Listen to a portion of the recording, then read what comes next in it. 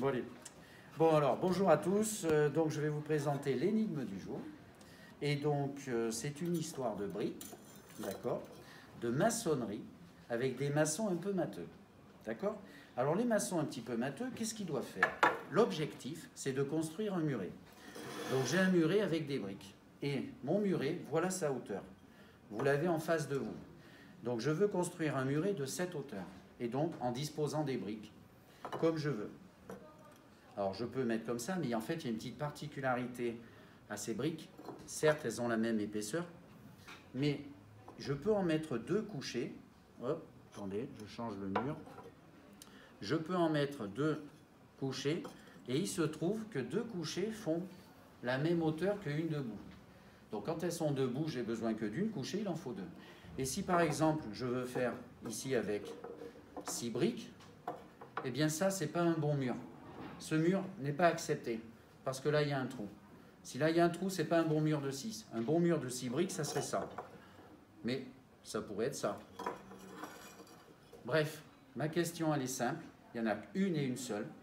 Il va falloir essayer de me trouver avec un mur construit, un muret construit avec 20 briques.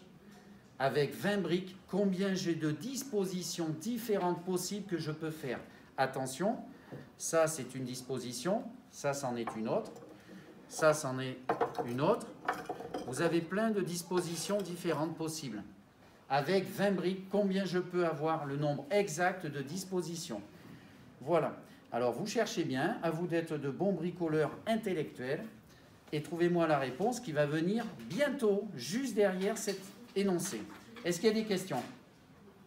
Tout le monde a bien compris? Eh bien c'est parti, go! Alors, la première solution que je vous propose, c'est de coder un mur donné. Si on décide de noter S une brique debout et E lorsque les deux briques sont couchées, alors on obtient quoi? Par exemple, ce mot constitué de 20 lettres S, c'est en fait représentatif de ce mur constitué de 20 briques verticales.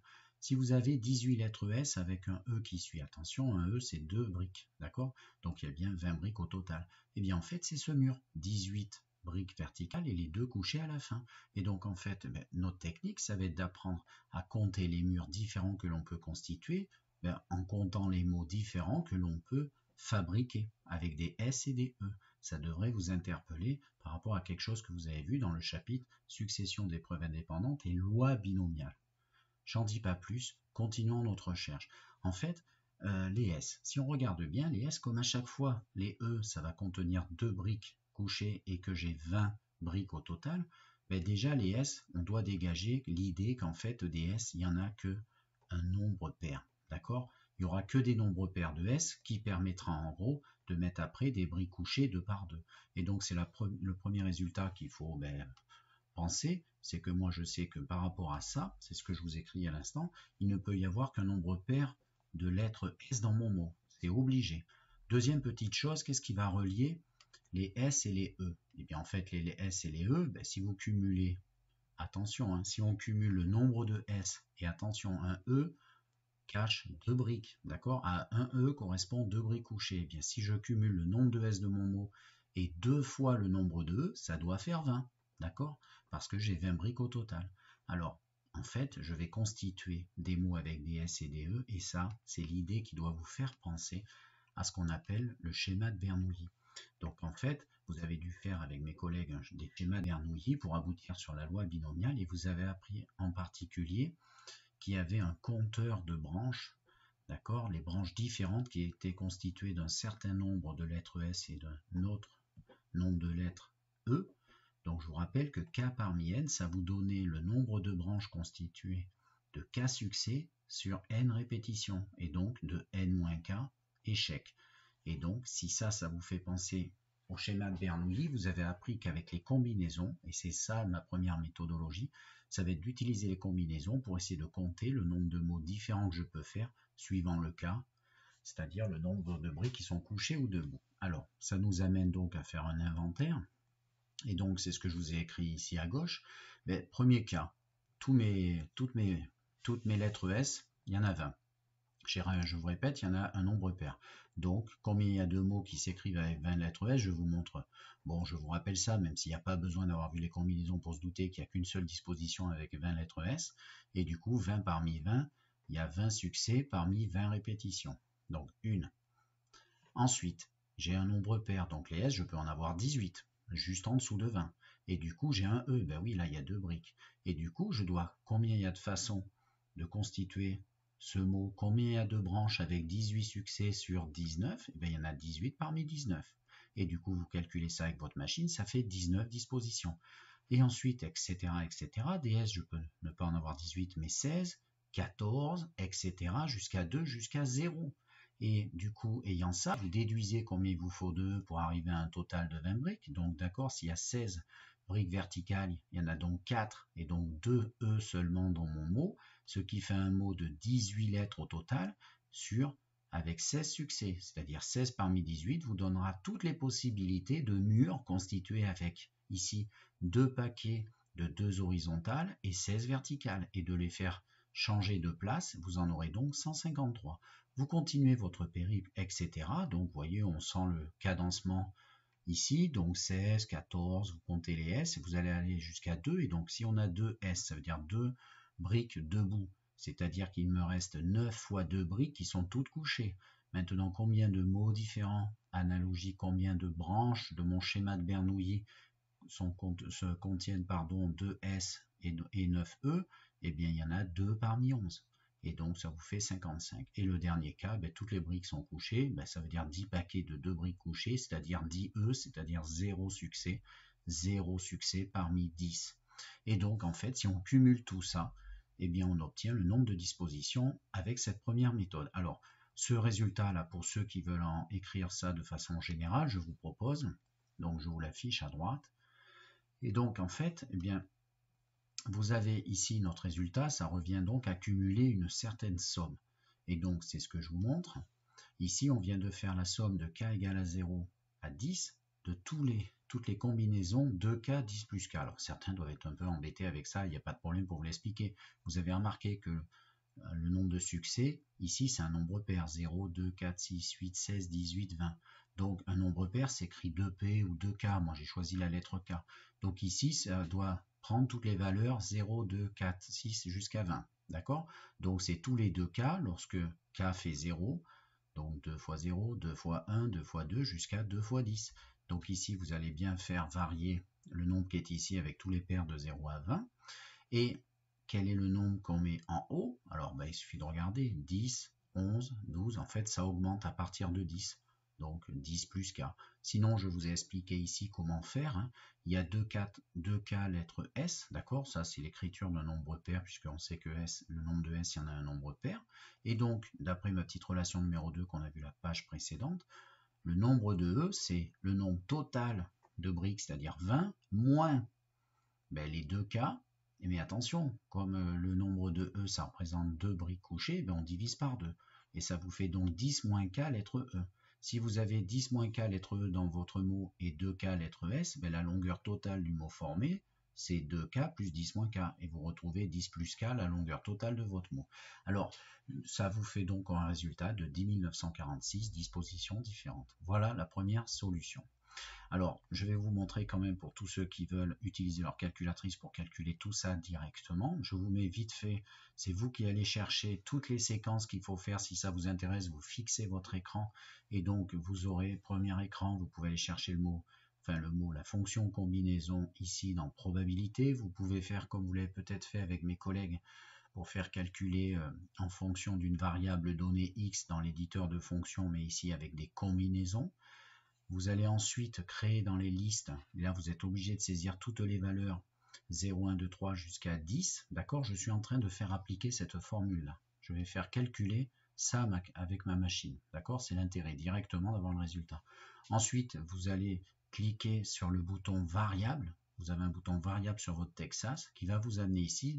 Vous choisissez fonction et dans fonction, vous allez avoir toutes les petites fonctions qui sont là. Y1, Y2 que vous avez saisi. Et donc, si vous tapez Y1 entre parenthèses de la liste 1 et que vous l'envoyez, vous le stockez dans la liste 2, ça va vous créer toutes vos combinaisons qu'on a calculées et ça va vous les mettre en face de tous les nombres 0, 1 jusqu'à 10 que l'on a vu ici. Et à la fin, eh bien, vous avez dans le bouton Math, vous faites calculer la somme, le bouton somme de la liste 2 et ça vous fera afficher 10 946. Bon, ça à vous de fouiller, je suis allé vite parce que je ne veux pas m'étendre davantage sur cette première solution. Ça c'est plus technique, il n'y a pas besoin de faire tout ça pour y arriver. Vous pouvez cumuler vos combinaisons, mais ceux que ça intéresse, n'hésitez pas à les fouiller. Vous avez toutes les solutions ici. Alors, deuxième méthode que je vous propose. Alors, dans cette deuxième solution, je vous propose que l'on compte. Alors, elle est très intéressante, je te conseille de chercher, en fait, parce que la plupart, enfin, moi, sur l'exemple de mes élèves que j'ai eu cette année en 2021-2022, en fait, j'en ai deux qui ont trouvé avec la méthode des combinaisons. Un dans chaque groupe. Donc, je leur dis bravo, hein, c'était Antoine dans le groupe 1 et Léo dans le groupe 2, d'ailleurs. Bravo les gars. Et du coup, ils n'ont pas pensé à cette méthode-là. Je leur ai dit de chercher autre chose. Mais en fait, ils n'ont pas pensé à cette méthode. Donc, tu peux la suivre. C'est la méthode qu'il va utiliser. Tu vas voir la notion de suite. Alors, ce que je te propose, on va faire la même chose, mais on va faire des petites recherches avec moins de briques pour mieux cerner le problème. Alors, avec une brique. Avec une brique, ben, ta brique, elle peut être que debout. D'accord? Le nombre de dispositions avec une brique, elle peut être que debout. D'accord? On ne peut pas en mettre une ici couchée parce que du coup, il manquerait celle qui est dessus. Avec deux briques, je te l'affiche. Donc avec deux briques, eh bien en fait, soit tu mets les deux premières debout, d'accord? Soit tu les mets couchées et tu n'as pas d'autre choix. Donc ça fait deux dispositions différentes avec deux briques. Maintenant, on essaie avec trois briques. Je veux te faire trouver une méthodologie générale. Donc avec trois briques, ça donne quoi? Eh bien, soit elles sont toutes les trois verticales, il y en a une verticale qui peut être du coup devant ou derrière, et du coup les deux autres couchées derrière ou devant. Ça te fait trois dispositions. Et c'est là que je vais essayer d'attirer ton attention, c'est que si je passe avec quatre briques, et donc je ne te donne pas ici la réponse directement, mais je te dis, tu dois en trouver 5. Donc tu dois en trouver 5 et je vais te proposer une certaine démarche. En fait, elle concerne la première brique posée, disons celle qui est à gauche. Alors la première brique posée, tu vois, elle peut être debout et derrière, il faut que tu te débrouilles à disposer autrement les, comme on en était avec 4 briques au total, les 3 qui suivent. Donc les 3 qui suivent, disposer 3 briques qui suivent, c'est en fait prendre les 3 briques, le cas précédent. Le cas précédent, disposer 3 briques avec la première debout. Ou ta première brique, elle n'est pas debout, elle est couchée. Et si elle est couchée, ça entraîne qu'il faut absolument que j'en trouve une autre pour la mettre dessus. Et du coup, sur 4 briques, comme j'en ai déjà 2 d'utiliser, eh bien, il faut que je dispose 2 briques de manière différente après. Et ça, si tu regardes bien, j'ai fait exprès de faire du copier-coller. Donc ça, c'est ce que tu as trouvé ici. C'est-à-dire combien les dispositions qu'il y avait pour disposer 2 briques. Donc en fait, c'est pour te montrer que si tu veux disposer 4 briques, en fait, tu as besoin ici de ce que tu as fait pour 3 briques et tu as besoin ici de ce que tu as fait pour 2 briques. Et donc, c'est pour te lancer sur la généralisation, pour t'expliquer. Et donc, afin de mieux t'organiser, je te propose de créer un compteur lié au nombre de briques à disposer. Et donc, on peut penser à utiliser une suite. On va appeler UN le nombre de dispositions différentes, j'ai oublié un petit accent là, de n briques. Et voilà ce qu'on a trouvé. On a trouvé que U1 est égal à 1 parce qu'en fait, en traduction, ça veut dire qu'une brique, il y a une disposition.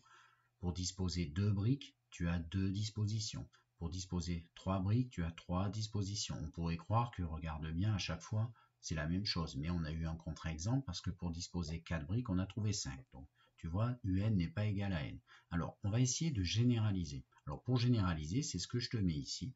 Eh bien, il faut utiliser une lettre. Alors, moi, je te propose essayer de disposer N plus 2 briques, avec N plus grand que 1. Alors, tu dois te dire, mais pourquoi il veut disposer N plus 2 briques? Pourquoi on ne met pas N briques ou N plus 1?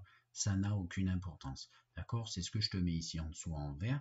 Avec N plus 1, ça marche aussi. Mais son précédent à N plus 1, ben, ça serait N, et son précédent à lui serait alors N moins 1. Tu t'adaptes, c'est tout. Moi, je t'ai mis N plus 2 pour t'expliquer autrement, tu vas voir.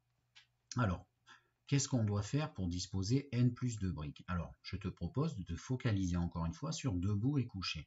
Je vais mettre la première brique debout. Si je mets la première brique debout, c'est ce que je t'affiche. Alors si je mets la première brique debout, qu'est-ce qui se passe? Eh bien je vais ajouter les dispositions dont la première brique est debout. Si la première brique est debout et j'ai n plus 2 briques à disposer au total, ça veut dire j'en enlève une à n plus 2, il m'en reste n plus 1 à disposer du coup après, de toutes les façons qu'il y a. Et du coup, il y en a un plus 1, si tu te souviens ce qu'on a dit tout à l'heure, puisque un, c'est le nombre de dispositions de n briques. Si je dois disposer n plus 1 brique, eh bien, il y a un plus 1 possibilité. Mais il ne faut pas que j'oublie que là, moi, j'ai fait le choix de la mettre la première debout. Eh bien, il n'y a qu'une autre possibilité, c'est qu'elle est couchée. Et donc, je dois ajouter toutes les façons qu'il y a aussi de démarrer avec une brique couchée. Donc, c'est ce que je t'affiche. Et donc, j'accumule ça avec toutes celles dont la première brique est couchée. Donc, si la première brique est couchée, attention, il faut absolument que j'en mette une autre là. Comme ça m'en fait déjà 2 qui commencent mon muret, eh bien, il m'en reste n. Attention, il y a n plus 2 briques au total. Donc, il m'en reste n sur Cn plus 2 à disposer derrière, de toutes les façons possibles. Donc, il y en a un possibilités. Du coup, ben, si tu as bien compris, pour disposer n plus 2 briques, il faut que j'ajoute toutes les dispositions de n plus 1, qui vont se mettre ici, à toutes celles de n briques. Et du coup, je trouve une relation de proche en proche, une relation de récurrence, mais attention par rapport à ce que tu as fait cette année, qui va lier un plus 2, un plus 1 et un. Elle est d'ordre 2. Donc, c'est ce que je t'affiche pour clôturer. Et donc, ça veut dire quoi? Eh bien, ça veut dire que un plus 1, un plus 2, c'est-à-dire le nombre de dispositions de n plus 2 briques, eh bien, c'est tout simplement la somme des dispositions des deux cas précédents. Bien sûr, avec ce type de suite, eh bien, il ne te faut pas la connaissance de un terme et de deux, donc j'ai repris les deux premiers termes de notre suite. Elle porte un nom particulier, c'est une suite dite de Fibonacci, c'est la suite de Fibonacci. Alors, tu iras chercher sur ce scientifique, tu verras qu'on a trouvé des formules, on a trouvé la formule explicite, on a des astuces post-bac, tu peux les fouiller sur internet, tu arriveras même à trouver, à mon avis, la formule, elle se trouve facilement explicite, hein. Enfin, il y a une formule qui te donne directement le terme numéro n de ton choix, mais nous ici, ben, il suffit que tu fasses avec ton tableur, hein, tu mets dans tes cellules et tes bonnes formules pour que ça ajoute les deux précédents, avec ça au départ, tu ajoutes les deux précédents, tu trouveras 10 946 possibilités pour le numéro 20, parce que nous, on veut disposer 20 briques, et donc U20 faisant 10 946, c'est cohérent avec la première solution, heureusement d'ailleurs, et voilà ce qui clôture ma vidéo. Et donc, vive les maths!